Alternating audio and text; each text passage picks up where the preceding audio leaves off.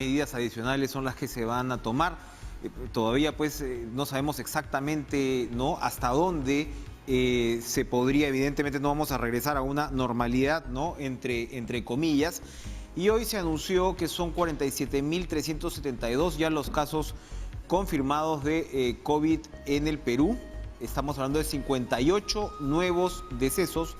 Sumamos 1.344 muertos y vamos a conversar sobre la evolución pues de esta curva famosa, a ver en qué momento se comienza a aplanar. Probablemente, ¿no?, si contamos los promedios de los últimos 3 días, que es lo que se está haciendo según algunas proyecciones, habría una esperanza de que al menos el número de fallecidos comience de una manera dramáticamente, pero comience ya a estabilizarse. No lo sé.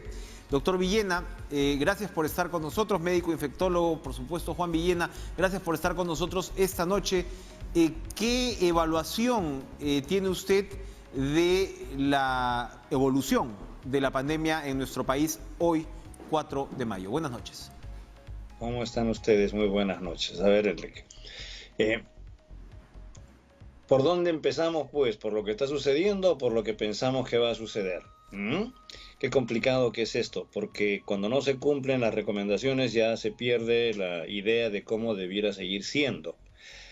Cuando decimos nosotros, si estuviésemos todos en casa, la curva sería así, esa es una política, es una forma de evaluar la situación. Pero cuando no estamos en casa y salimos como queremos, ya la cosa se pone un poco más complicada, como es lógico, ¿verdad? Pero lo cierto, en buena cuenta, es lo siguiente. O sea, la curva no va a comenzar a disminuir en términos de ya no hay más casos. Lo que pasa es que simplemente va a seguir incrementando, pero discretamente.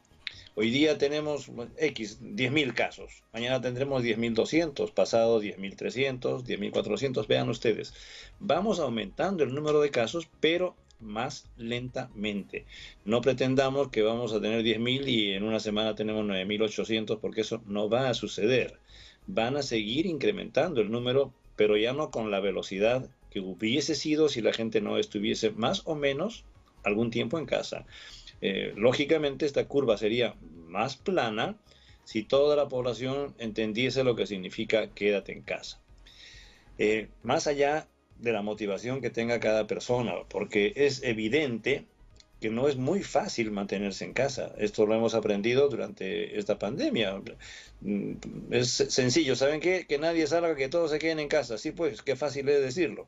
Pero estamos viendo que no es tan sencillo. Y no solamente porque hay un grupo de gente que no entiende, sino porque gran parte de esa gente que aparentemente no entiende tiene necesidades fuertes y más allá de lo que uno imagina, y que por lo tanto no es fácil cumplir una cuarentena como la que pretendemos en nuestro país con tantas dificultades. O sea, hay una enorme población que no tiene recursos, otra población que trabaja de manera fuera de las reglas, ¿no es cierto? Nuestro trabajo es informal y no tiene un sueldo mensual con el cual mantenerse, tiene que buscárselas para ver cómo puede comprar algo para comer. Entonces, esa es la realidad y ante ese país es que uno tiene que plantear las cosas en la mejor de las formas. Si nosotros pensamos y queremos comparar con países europeos, islas enormes como Nueva Zelanda, por ejemplo, o sea, no hay forma de poder hacer un comparativo. Nuestro comportamiento es de otra naturaleza, basado en lo que tenemos, en las costumbres que además tenemos. No nos olvidemos que no estamos habituados a lavarnos las manos, ¿eh? O sea, uno va al mercado, coge la fruta, la toca con las manos, las pellizcan para ver si la papaya está ya adecuada o si todavía falta madurar. O sea, estas costumbres que las tenemos desde siempre, tenemos que irlas cambiando progresivamente y aparentemente va a tener que ser después de este duro golpe, porque nos están agarrando a patadas. El virus está matando gente como si nada y nos ha agarrado, como se dijo desde muy temprano, casi con los pantalones abajo. Así es, así es. Precisamente con respecto a lo que usted señala y usted subraya que en buena medida lo que estamos viviendo ahora con estos 1.344 fallecidos, y como advierte seguramente pues estamos todavía lejos, ¿no?, de pasar o de terminar este trance, este momento. Y el contraste, usted se refiere a algunos países europeos, pero el contraste incluso con algunos países de la vecindad es muy marcado.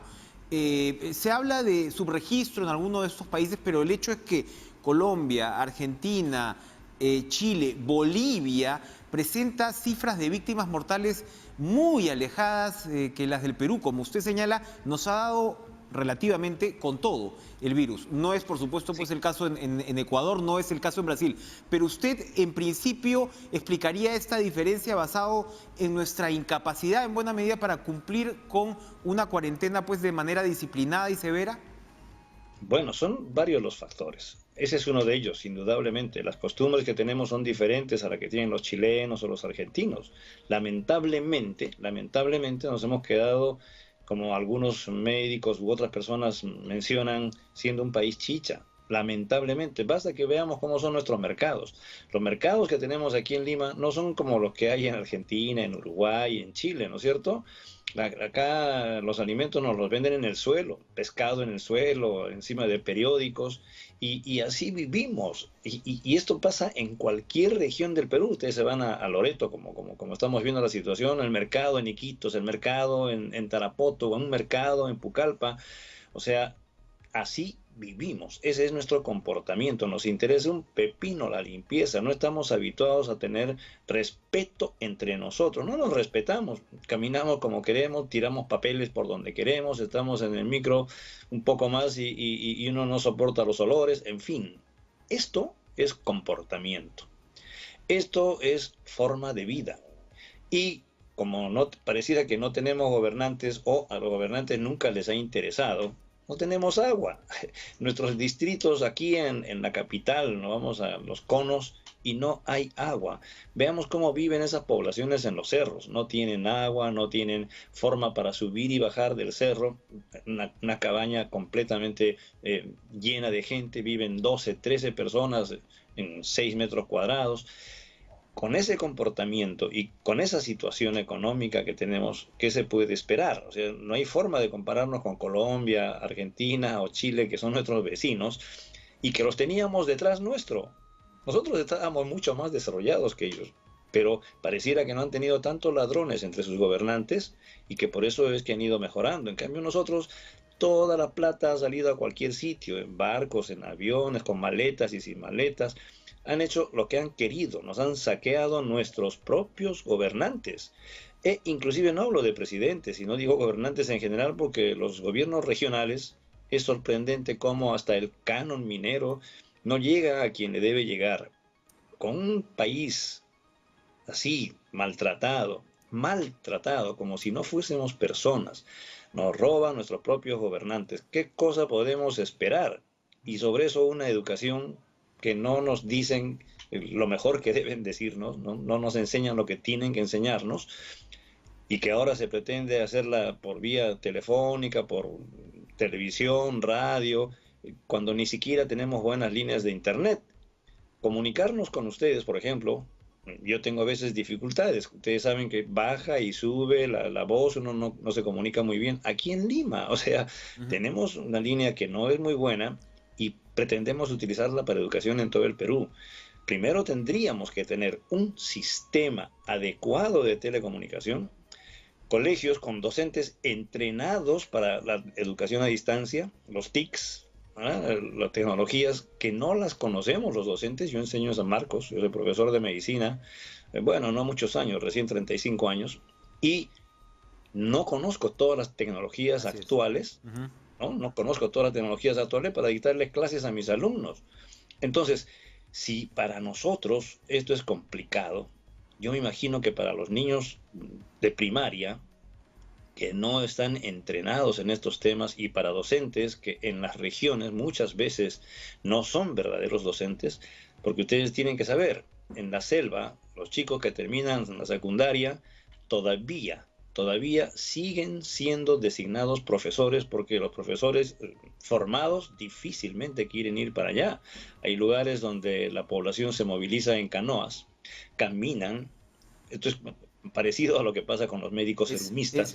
Claro. Los médicos serumistas tienen que hacer sacrificios para llegar a un pueblo y ni siquiera hay agua. En fin, nuestro país tiene una realidad muy lamentable. En un contexto tan dramático, tan complicado, digamos, si es que el lunes o el domingo se suponía era el último día de cuarentena, como comenzaba esta conversación diciendo, es evidente que no vamos a volver como tal a la normalidad.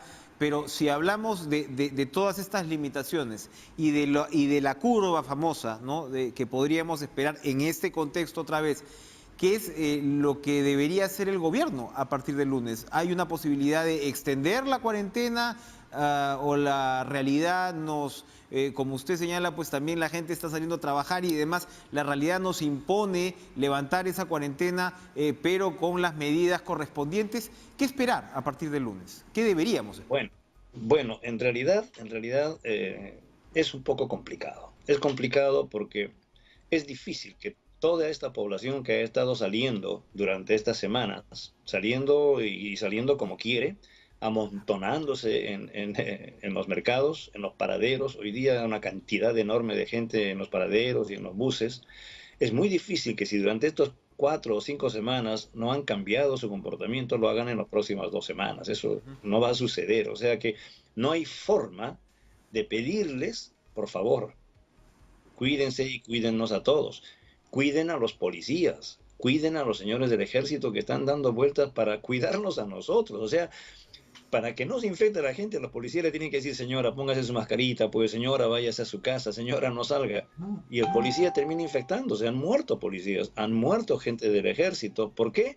Por proteger a las personas para que no se infecten. Pero no sucede nada. Del mismo modo, personal de salud, colegas míos, médicos, que ponen el pecho, se ponen ahí frente en el hospital a atender a las personas infectadas e inclusive atendiendo a los irresponsables, porque mucha gente se infecta haciendo cualquier cosa menos una infección por accidente. Entonces, ¿cómo es posible que lleguen a un hospital, infecten al personal de salud, que finalmente termina falleciendo como ha sucedido? Ya hay varios médicos a quienes tengo que hacerles llegar mi reconocimiento más profundo, porque a pesar de todas las dificultades, con la falta de equipos de protección, ellos siguen trabajando donde tienen que estar, igual que las enfermeras, y donde tienen que estar porque esa es su profesión. La profesión de un médico es una profesión de servicio y está allí, a pesar de que no hay los equipos de protección, tiene que desarrollar la labor por la cual se ha comprometido consigo mismo y que es atender al prójimo. Pero tampoco se trata de que el prójimo abuse de ese personal llevándole el virus malintencionadamente y no piense que ese médico de repente tiene familia, tiene hijos, tiene padres a quienes podría él también a su vez infectar. Lo mismo que los señores policías, los señores bomberos. Los bomberos tienen que estar cuidándonos. ¿Cómo es posible que no seamos capaces de decir, bueno, me han dicho que me quede en casa porque si no me muero, o se muere mi papá o se muere mi mamá? ¿Y qué me importa? Yo me voy a la calle, me compro mi botella, me compro mi caja de cervezas, hago una cola para comprarme mi caja de cervezas, me voy a jugar un partido de fulbito y bueno, pues muy bien. ¿Una semana más? ¿2 semanas más de lo mismo? No creo que tenga sentido. O sea, lamentablemente no ha dado el mejor de los resultados. Es verdad que ha servido muchísimo, porque recordemos algo que también es importante. Cuando empezaba esta pandemia aquí en Perú, no teníamos ni 10 camas de cuidados intensivos disponibles. Las pocas camas que teníamos en Perú, todas estaban ocupadas con pacientes enfermos. Usted iba a un hospital a pedir una cama para hospitalizarse porque necesita operarse, no hay camas. Y las operaciones están programadas para dentro de 2 o 3 meses. Esa es nuestra realidad. Entonces, ¿qué había que hacer? Lentificar la posibilidad de infección entre las personas. Prolongar, alejar lo más posible una cantidad enorme de personas infectadas. Ese era el objetivo, no era que no nos infectemos nunca, porque definitivamente en unos meses más gran parte del país tiene que estar infectado, ¿no es cierto? Pero esta idea de patear un poquito más allá el momento en que venga el pico era simplemente para ir acomodándonos en los hospitales y poder tener más ventiladores, más camas, más equipos de protección, como de alguna manera ha sido. Tenemos más de 500 camas. La noticia que tenemos más de 500 camas de cuidados intensivos debe hacernos sentir bien a los peruanos, porque no teníamos 10 y tenemos más de 500, a pesar de todo. Ahora, por supuesto que nuestra preocupación está en cuánto nos habrá costado pues cada cama y habrá sido comprada en buenas condiciones, se habrá producido algún aprovechamiento por parte de los que venden y de los que compran. Va a ser siempre nuestra inquietud, porque los videos de joven Vladimiro nos mostró cómo es el comportamiento en nuestro país. Lamentable. Y muy difícil que de la noche a la mañana se borre eso. Así es. Estos últimos días estamos viendo lo que ha pasado en la Policía Nacional. Qué pena, ¿no? O sea, qué pena que nos suceda esto. Como digo yo, un país tan hermoso como el que tenemos, incomparable con nuestros vecinos, incomparable. ¿Eh? Nadie tiene selva, sierra y costa tan bellas como las nuestras. Si nosotros nos quisiésemos entre nosotros, nos respetásemos, fuésemos menos ladrones, menos coimeros, coimeros, o sea, pasé la luz roja, estoy viendo quién es el policía, le veo la cara, a ver cómo se arregla la cosa, a la policía se le respeta, ya no se le puede dar un sol, hay que darle más. Y entonces, ¿qué esperamos? ¿Qué cosa quisiera? Quisiera que el patadón que nos está dando el virus lo sintamos bien. Ojalá, y empecemos a tener buenos mercados, buenos colegios. Ojalá sí sea. Los mercados, que construyamos mercados inmediatamente, que los colegios los sepamos tener. No tienen baño los colegios, no tenemos agua en el cono norte, en el cono sur. O sea, es evidente que estamos pues en una situación dramática y como usted señala, en medio de todos estos 1.344 muertos han podido a este punto ser muchos más. Dramático realmente lo que narra doctor Juan Villena. Muchas gracias por estar con nosotros esta noche en Cara a Cara, médico infectólogo. Vamos a ir a una pausa y regresamos a ver y analizar, bueno, qué va a pasar con la economía luego pues de esta reapertura parcial de sectores. Se ha dado pues una lista bastante clara de cuál sería el orden del recalentamiento de motores y vamos a conversar con el exministro de Economía y Finanzas, Carlos Oliva. No se vayan.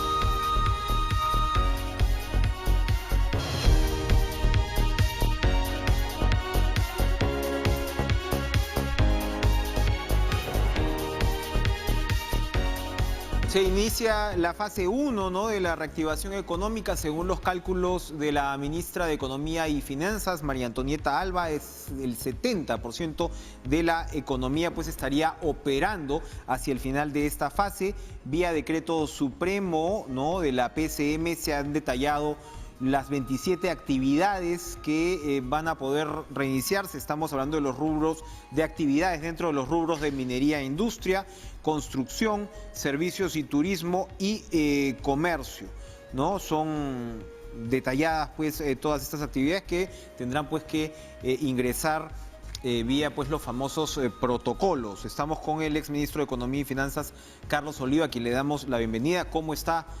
Carlos, ¿qué tal? Gracias por estar con nosotros. Un gusto volver a comunicarnos. ¿Cómo observa esta fase 1 de la reactivación? ¿Está bien planteada con estas 27 actividades? Buenas noches. Hola, buenas noches. Muchas gracias por la invitación, Enrique. Un gusto estar acá otra vez con ustedes. Efectivamente, yo creo que este era un decreto supremo que era muy esperado por la población. Definitivamente necesitamos empezar a reactivar la economía. Ya hay muchas empresas que estaban prácticamente en el límite. Lo que se ha hecho, entiendo, es un trabajo muy coordinado entre muchas entidades públicas, principalmente los ministerios. Este es un tema en el cual es pero muy difícil poder calibrar exactamente lo que se debe y lo que no se debe abrir, ¿no? Yo creo que acá debe primar mucho, y seguramente lo ha hecho, la lógica, el sentido común. Hay una serie de actividades que efectivamente pueden cumplir con los protocolos establecidos por el Ministerio de Salud. Y en ese sentido yo creo que es una buena noticia que a partir del lunes 17, poco a poco, algunos sectores de la economía van a poder reactivarse. Sin embargo, hay que tomar muy en cuenta que el éxito de esta reactivación depende en gran medida de nosotros mismos, ¿no?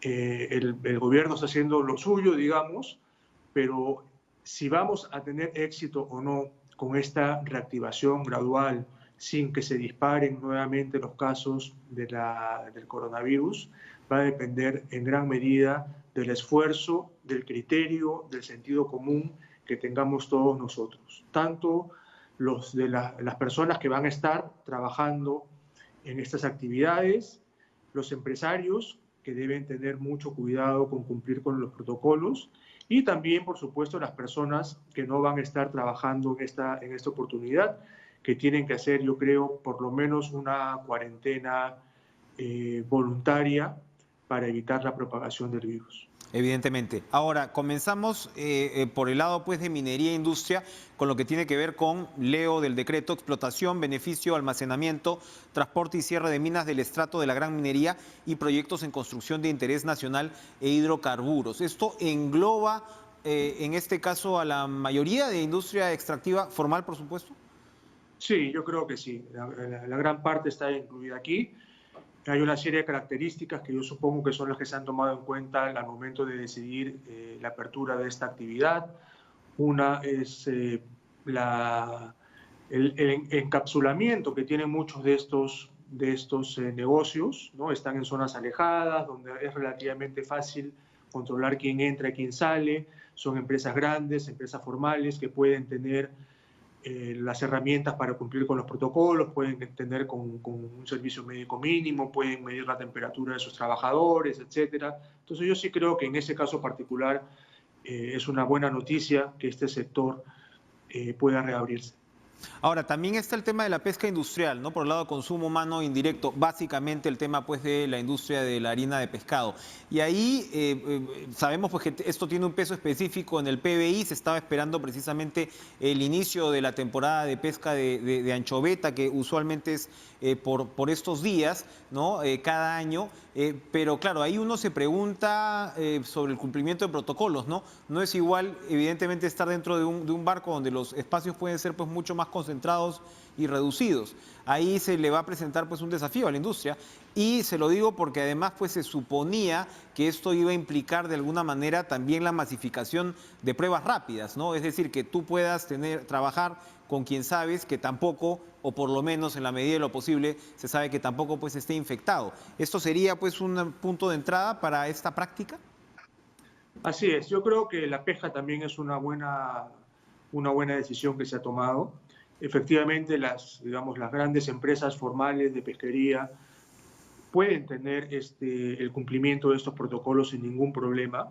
También son, digamos, actividades que se realizan de manera alejada de la sociedad, digamos, ¿no? en el medio del mar.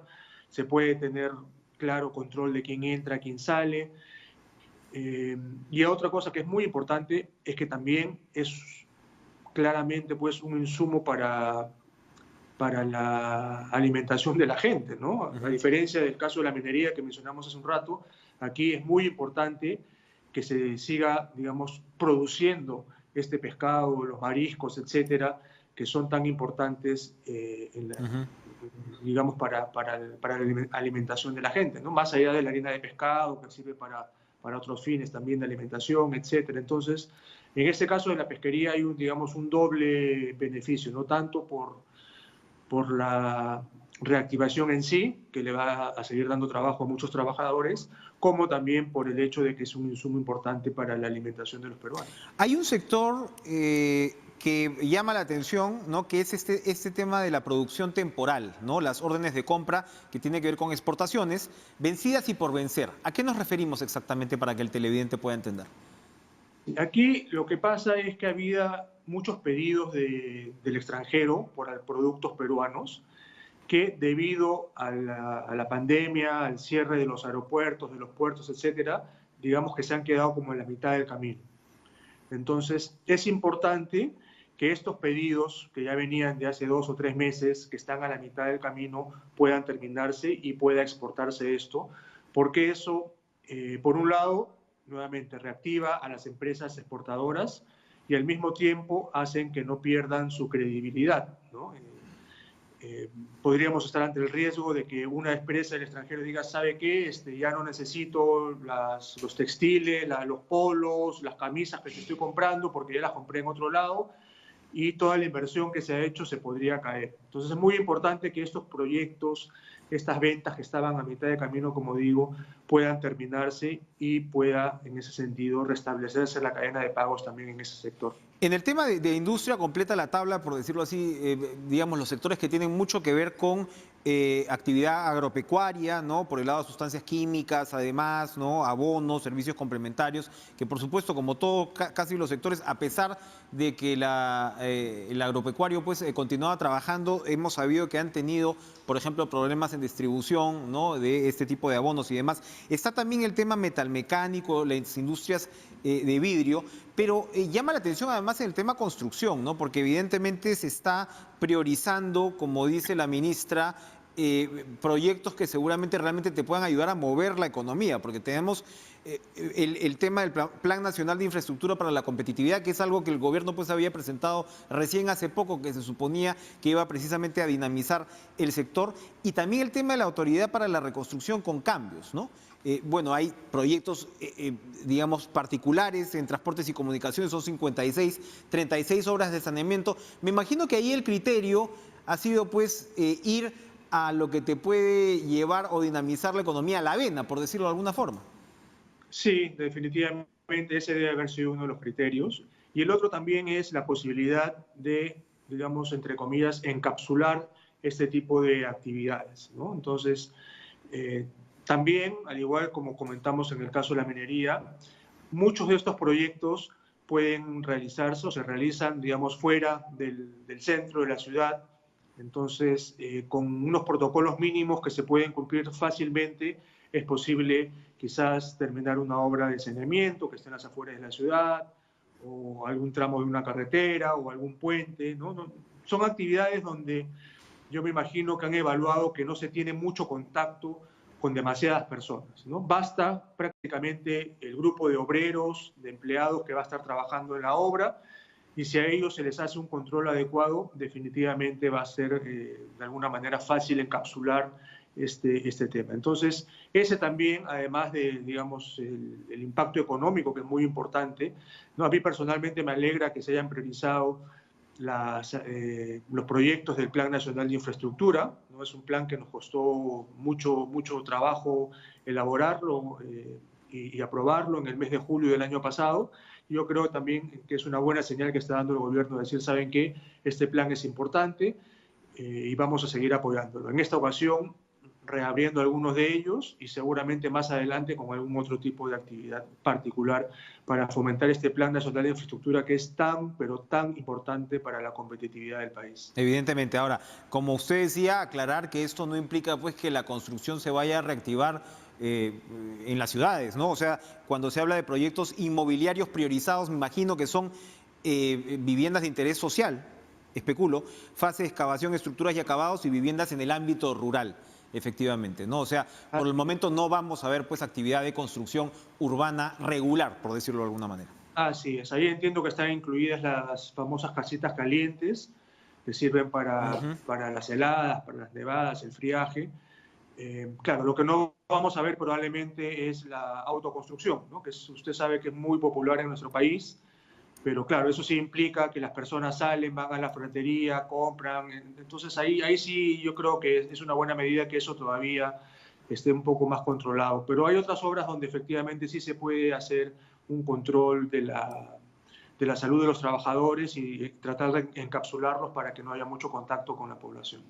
Ahora, mucho interés ha despertado, por supuesto, el tema de los restaurantes, ¿no? Los restaurantes que esencialmente pues se ha establecido la fórmula o la metodología para el tema de reparto a domicilio y recojo en el local, ¿no?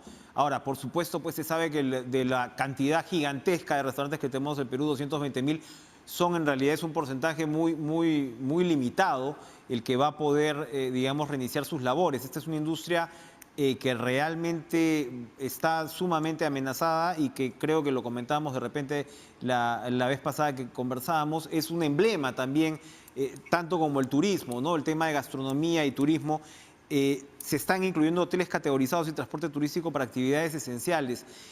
Cuando hablamos en un futuro más o menos próximo, ¿el gobierno hasta dónde puede ir para digamos, apoyar estas industrias que esas sí van a estar, pues, metafóricamente en cuidados intensivos, ¿no?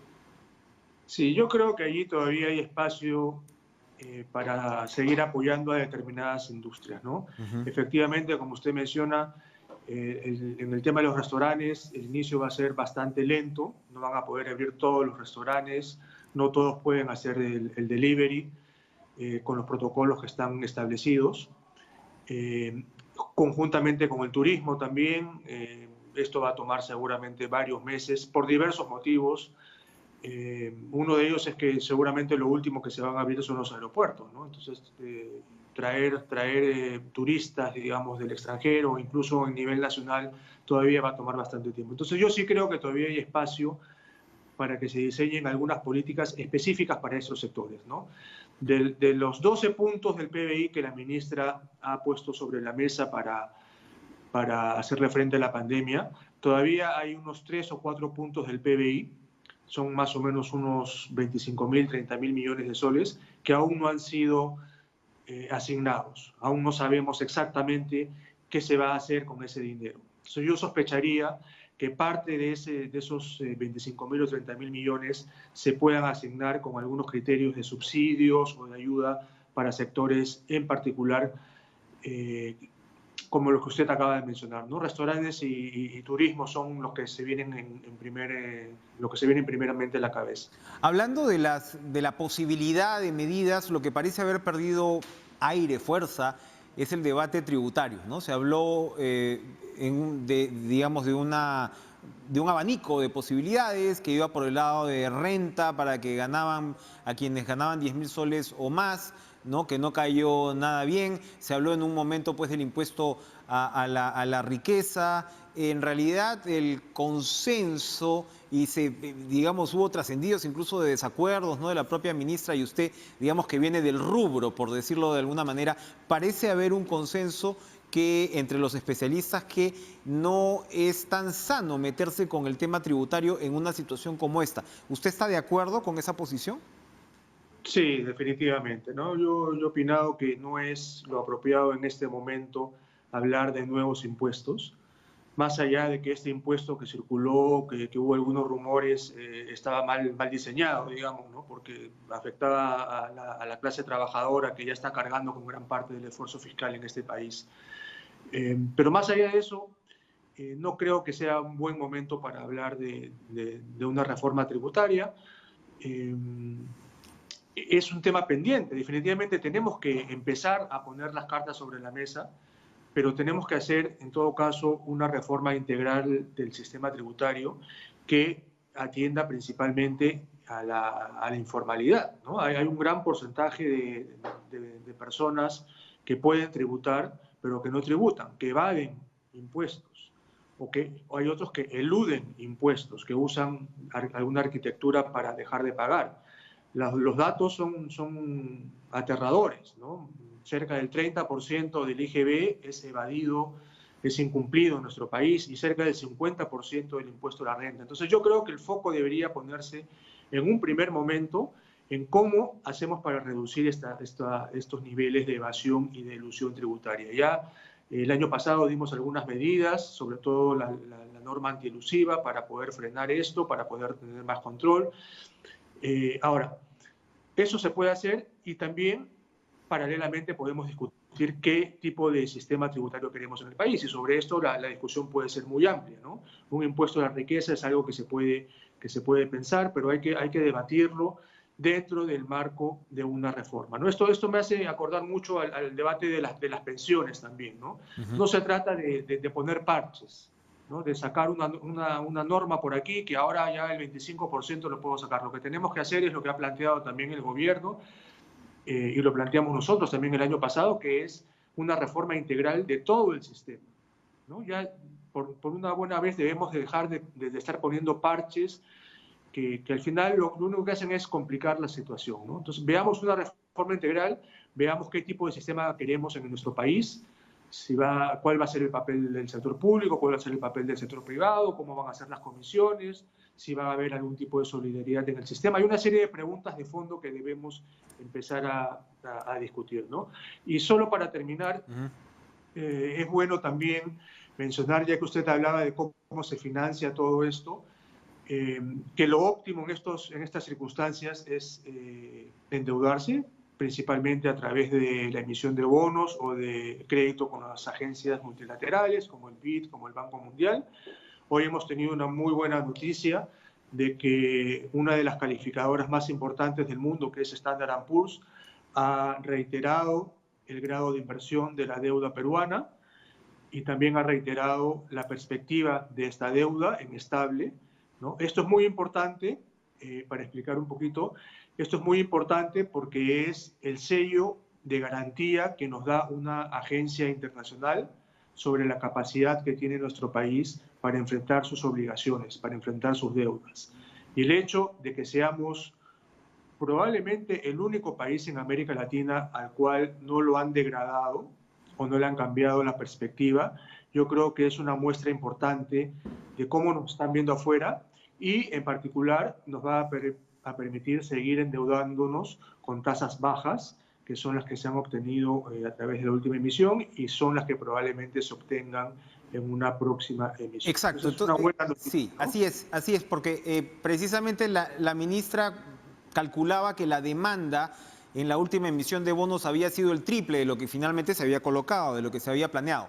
Esto quiere decir que, como usted señala, tendríamos todavía espacio para deuda, para emisión de bonos en este caso, pero ¿cuándo podría darse, por ejemplo, una nueva emisión? Sí, la demanda en realidad fue 8 veces. Fue una 8 demanda veces. espectacular que nunca la habíamos visto, ¿no? Yo cuando era ministro o viceministro hemos hecho algunas emisiones y la verdad es que nunca se había visto una demanda de este nivel, ¿no?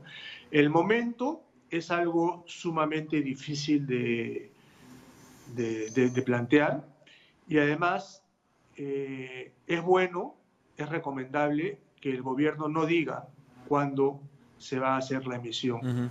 Porque cuando el gobierno anuncia que se va a hacer una emisión, ¿no?, los inversionistas empiezan a jugar con los precios de nuestros bonos, ¿no? Entonces, si sabes que la próxima semana va a haber una emisión, entonces empiezan a vender para que baje el precio y después recomprarlo con un precio mucho más bajo, ¿no? Entonces, el momento en el cual se sale a hacer una emisión nunca se dice. Es por eso que justamente el mismo día de la emisión, por la mañana, recién sale la resolución ministerial diciendo que se va a hacer una emisión, ¿no? Porque anunciarlo es dispararnos al pie, ¿no? Ningún país lo hace, además. Así es. No es una buena práctica. Entonces, estoy seguro de que el equipo del MEF está pendiente no solo del mejor momento, sino de las condiciones, ¿no? Uno puede emitir bonos en soles, puede emitir bonos en dólares, puede emitir de corto plazo, puede emitir de largo plazo, puede hacer operaciones de administración de pasivos, es decir, puede comprar bonos, digamos, caros y emitir bonos más baratos. Puede hacer una serie de acciones cuando uno sale a emitir y el equipo del MEF lo está evaluando todos los días y estoy seguro que cuando salga va a ser el momento más conveniente para todos nosotros. Interesante puntualización. Carlos Oliva, exministro de Economía y Finanzas, muchas gracias por esta aclaradora conversación. Gracias por estar con nosotros en Cara a Cara. Gracias, Enrique. Saludos. Bueno, muy bien. Vamos a ir a una pausa y regresamos a conversar, bueno, del acuerdo nacional. Se va a dar de manera virtual mañana y esa es una buena noticia porque en medio de todo, pues, se da cuenta que las instituciones políticas del país comienzan de alguna manera también a encontrar un norte único. Vamos a conversar con Juan de la Puente tras esta pausa.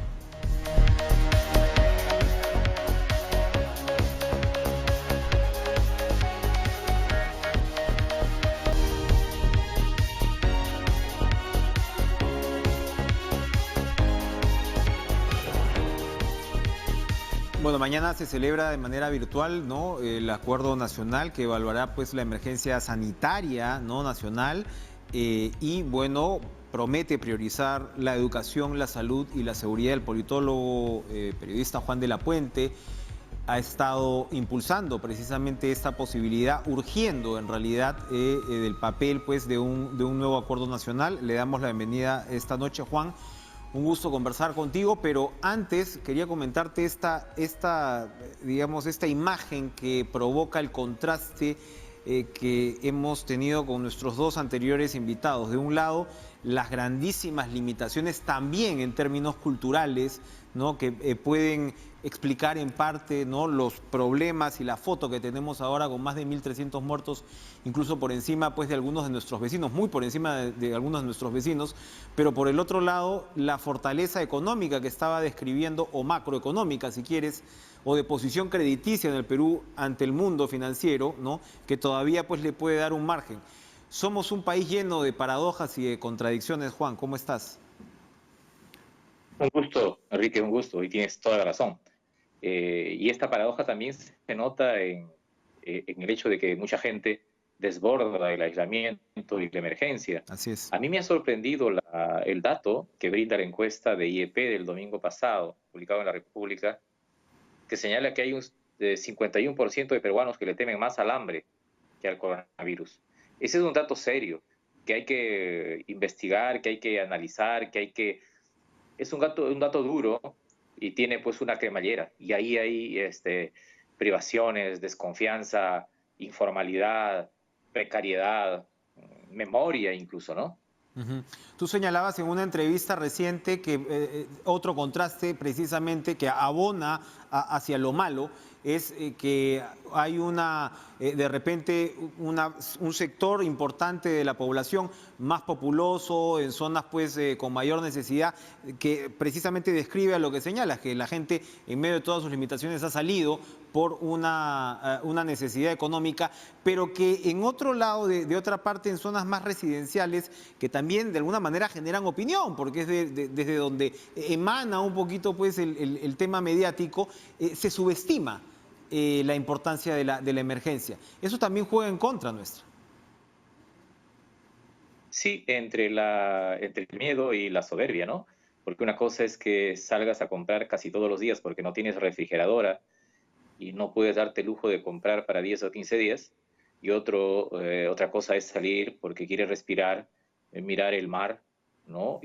O quieres hacer footing, o comprar un par de jabones en el supermercado. Y eso tiene que ver con la nueva normalidad. Yo creo que la nueva normalidad ya está aquí, ¿no? Ya está aquí. No es una normalidad nueva que nos diferencie, que nos iguala, nos diferencia. Hay una manera de vivir esa nueva normalidad y hay otra manera también de sobrevivir. La misma distancia social es una nueva normalidad. Y he visto ahora el decreto supremo que ha publicado el gobierno para la reapertura de estos 4 sectores. Y ahí están los atisbos de una nueva normalidad, pero que también es una ventana de oportunidades, porque plantea más regulación en el sentido positivo, no en un sentido de camisa y fuerza, más respeto a la vida, más condiciones, más cuidado de los trabajadores. Y entonces, desde ese punto de vista, yo creo que no hay que ni temerle a la nueva normalidad ni odiarla. Como hace unos 30 años había gente que decía que la globalización es una cosa terrible y pretendía oponerse a algo que ineluctablemente venía, ¿no? Así es. Has insistido en la necesidad de la celebración de un nuevo acuerdo nacional. ¿Lo de mañana es un primer paso en la dirección positiva o corre el riesgo de ser una oportunidad para la foto?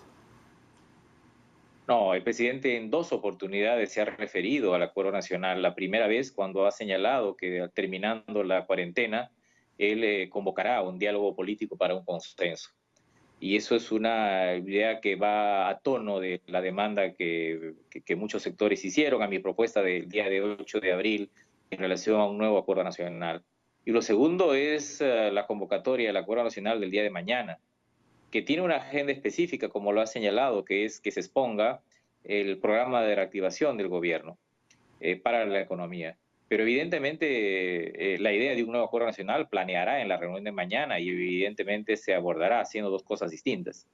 Podría llamarse de como se llame, un nuevo pacto, un nuevo compromiso, un nuevo consenso, pero es evidente que el Perú necesita un futuro compartido para rebajar precisamente expectativas, para hacer que esta nueva normalidad no nos diferencie en todo o no nos haga más desiguales. Y además porque ya se advierte en otros países que han levantado las cuarentenas que aparecen presiones sobre congresos y sobre gobiernos porque se arman, se organizan coaliciones distributivas para arrancar un pedazo del futuro, ¿no? Y eso me parece que debería ser respondido desde una visión unitaria, de acuerdo, ¿no? ¿Quién se sienta en esta nueva mesa? Son dos preguntas muy importantes. ¿Quién convoca y quién se sienta? Ujú. El presidente de la República es un activo en esta crisis. Tiene 80% de aprobación. Claro, no es para ni sobreestimar ni subestimar, porque un 80% de aprobación no solo está hecho de respaldo, también de demanda, de expectativa, también de esperanza, también de reclamo, también de confianza. Y esto tiene que ser bien usado. Y entonces, si el presidente decide convocar a un nuevo acuerdo nacional, yo creo que ahora hay tres grandes sectores que deberían incorporarse. Hay una sociedad civil vigente, igualmente grande, donde están los empresarios de las iglesias, los trabajadores, están las mujeres, el movimiento Mujeres, que es el movimiento más importante de los últimos 10 o 15, 20 años en el Perú. Están los 9 partidos que forman parte del Congreso y que han recibido el bautizo de las urnas. Está el gobierno. Esos son los tres sectores. Y bueno, y yo creo que está la academia, que no estuvo en el acuerdo, no está en el acuerdo nacional. La academia es muy importante por no solo su capacidad de diagnóstico, sino de plantear innovaciones. Las instituciones financieras también. Yo incorporaría al debate sobre el futuro del Perú, por ejemplo, a los bancos. Es mejor tenerlos sentados a conversar con ellos, que tenerlos al frente mutuamente. Y entonces me parece que es muy importante porque un pacto no es un documento, Bien. un pacto sobre todo. Juan, vamos a hacer... implicó la adquisición de un medio tenemos unos problemas, Juan, tenemos unos problemas, precisamente es muy interesante lo que estás diciendo, así que la señal tiene que estar perfecta. Vamos a hacer una pausa y regresamos de inmediato con esta propuesta de nuevo acuerdo nacional. No se vayan.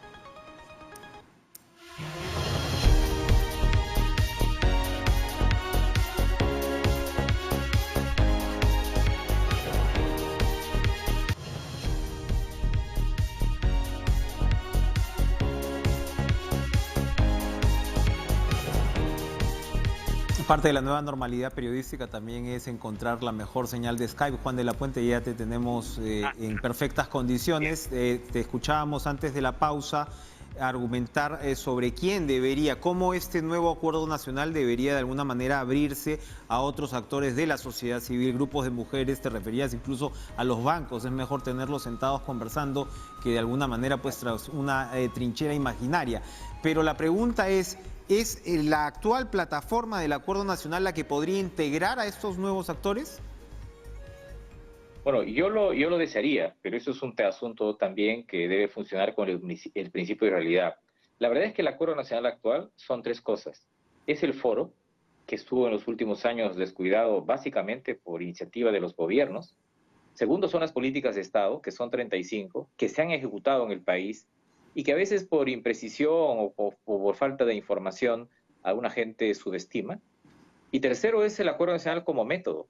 Me refería a que lo que se ha hecho en el Perú es aquilatar un procedimiento de pacto, ¿no? Sobre todo importante en un país donde se han registrado muchos conflictos en los últimos 15 años. Y entonces ahí a donde el camino nos lleve. Pero lo que sí tengo claro, con una convicción muy profunda, es que en América Latina en las últimas décadas los liderazgos personalísimos han fracasado.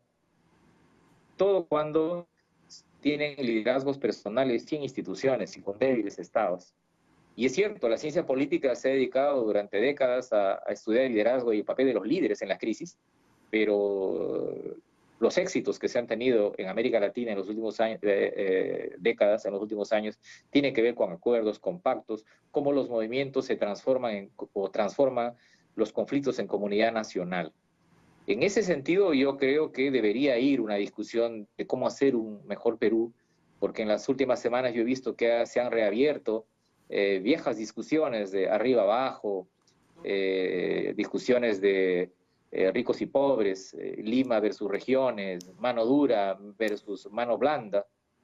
Y como nosotros tenemos elecciones el otro año, es mejor rayar la cancha en lo que se pueda, en los grandes temas ahora, para no tener dificultades luego de la elección del nuevo gobierno. Ojo, además, para terminar con este minuto que nos queda, en una cancha que también se está redibujando, porque nos hemos pasado los últimos años en el tema Lavajato, importante, ¿no?, el combate contra la corrupción. Hoy hemos visto pues que Keiko Fujimori sale de la cárcel, evidentemente pues es una situación compleja, pero evidentemente ese debate también se va a tener que redibujar luego, porque hemos estado un poco con absolutamente casi toda la atención mediática allí. Ahora estamos hablando de qué salvar de la reforma política, tienes evidentemente las elecciones el próximo año, la cancha se vuelve a dibujar.